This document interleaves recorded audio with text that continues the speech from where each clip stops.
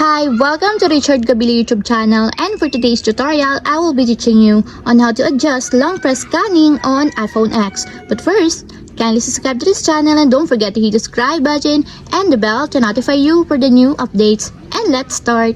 Using your iPhone X, from your home screen, first go to Settings. Then in the settings, scroll down and find the accessibility and then top.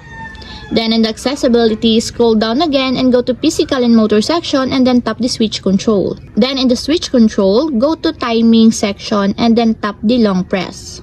Then in this part in the long press, as you will see, there is an adjust button that you can adjust to adjust the time per second of your long press.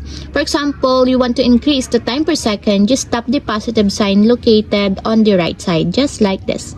And if you want to decrease or lessen the time per second of your long press, just tap the negative sign located on the left side, just like this.